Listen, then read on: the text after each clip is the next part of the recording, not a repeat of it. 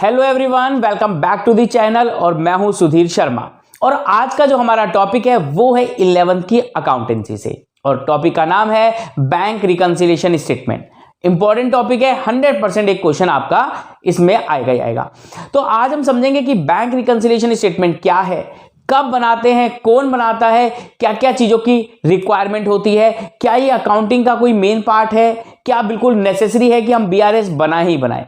ठीक है, तो चलिए स्टार्ट करते हैं। सबसे पहले जानते हैं कि बैंक रिकंसिलिएशन स्टेटमेंट है क्या और क्यों बना रहे हैं हम।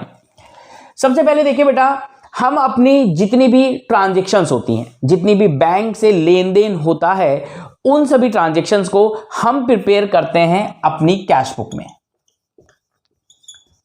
और उन सभी ट्रांजैक्शंस को बैंक भी मेंटेन करता है और बैंक प्रिपेयर करता है पासबुक। यानी कि बेटा, जब हम कैश बुक मेंटेन करते हैं तो इसमें जो ट्रांजैक्शंस रिकॉर्ड की जा रही है वो बिजनेस के द्वारा रिकॉर्ड की जा रही है, और पासबुक में जो ट्रांजैक्शंस रिकॉर्ड की जा रही हैं वो सभी ट्रांजैक्शंस बैंक के हैंड से रिकॉर्ड की जा रही हैं। जब हमारे बिजनेस के अंदर कैश रिसीव होता है, यानी कि बैंक में जब पैसा आता है, तो यहां पे बेटा हम जो हमारा बैंक कॉलम होता है कैश बुक में, उसे डेबिट करते हैं, और जब हमारे पास से पैसा जाता है तो हम बैंक कॉलम को क्रेडिट करते हैं। लेकिन ये सिस्टम जब बैंक करता है, तो जब बैंक में बेटा पैसा रिसीव होता है, यानी कि हमारे बैंक में पैसा आता है, तो बैंक उसे क्रेडिट करता है हमारे अकाउंट में, और जब पैसा जाता है तो वो उसे करता है डेबिट। तो यहां से एक चीज समझिए हमने बेटा कि कैश बुक और पासबुक एक दूसरे के बिल्कुल अपोजिट चल रहे हैं। उसका रीजन ये है कि जब आप कैश बुक प्रिपेयर करते हैं तो हम यूज करते हैं असेट्स अप्रोच, और जब हम पासबुक बना रहे होते हैं तो हम यूज करते हैं यहां पे लायबिलिटी अप्रोच। हम मतलब कि बैंक, यानी कि अगर क्वेश्चन पूछता है कैश बुक जो है वो इंक्रीज डेबिट और डिक्रीज क्रेडिट, ऐसा क्यों? क्योंकि यहां पे हम फॉलो कर रहे हैं एक असेट्स अप्रोच, और बैंक जो है वो फॉलो करता है एक लायबिलिटी अप्रोच। इसीलिए हमारा डेबिट उसका क्रेडिट हमारा डेबिट बन जाता है, राइट। तो बेटा कुछ ट्रांजैक्शंस ऐसी हो जाती हैं जिसकी वजह से हमारी कैश बुक का बैलेंस और हमारी पासबुक का बैलेंस, जो दोनों बैलेंसेस हैं वो डिफरेंट हो गए। यानी कि अकॉर्डिंग टू अस हमारे अकाउंट में, हमारे बैंक अकाउंट में इतना अमाउंट होना चाहिए था, लेकिन वहां पे जो अमाउंट है वो कुछ और ही है, कम या ज्यादा।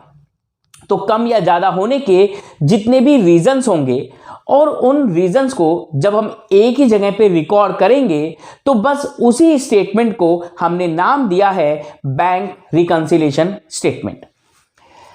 Bank reconciliation statement is a statement that shows the all reasons for the difference between cash book balance and passbook balance. यानी कि कैश बुक बैलेंस और पासबुक बैलेंस में जो डिफरेंस क्रिएट हो रहे हैं, उन सभी रीजंस को निकाल के लाओ और एक जगह पे रिकॉर्ड कर दो, और उसका नाम दे दो बैंक रिकंसिलिएशन स्टेटमेंट। अब क्वेश्चन बनता है कि ये बैंक रिकंसिलिएशन स्टेटमेंट बनाता कौन है? क्या बैंक बनाएगा या बिजनेस बनाएगा?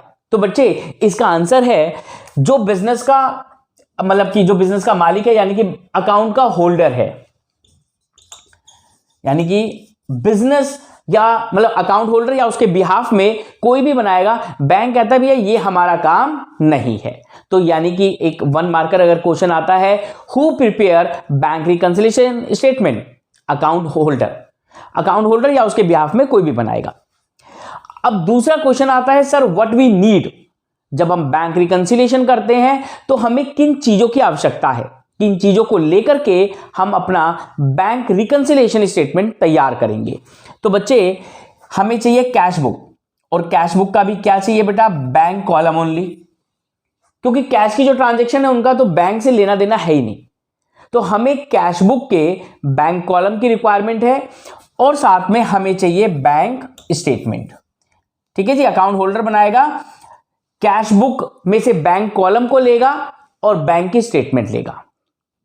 और ये कब बनाया जाता है बेटा, इसका कोई फिक्स टाइम नहीं होता, ये आप अपने अकॉर्डिंग बना सकते हैं। फॉर एग्जाम्पल, हर महीने के एंड में आपने सोचा कि बहुत सारी ट्रांजेक्शन हो गई है, अब इसे बनाया जाए, तो आप at the end of the month बना सकते हैं। अगर आपको लगता है कि हर 15 डेज पे बीआरएस तैयार होना चाहिए तो वो भी आप कर सकते हैं।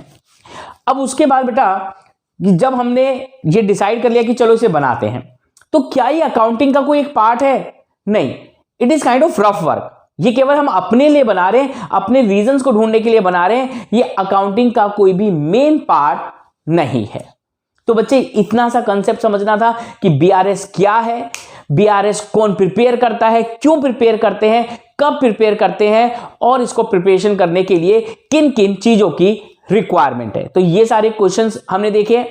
अब हम देखेंगे कि जब हम बैंक रिकंसिलिएशन स्टेटमेंट बनाएंगे तो इसका स्टार्टिंग पॉइंट कैसा होगा, इसका फॉर्मेट कैसा होगा, और इन रीजंस के बारे में बात करेंगे कि ये रीजन ऐसे क्यों बन रहे हैं जिसकी वजह से ये डिफरेंसेस क्रिएट हो रहे हैं।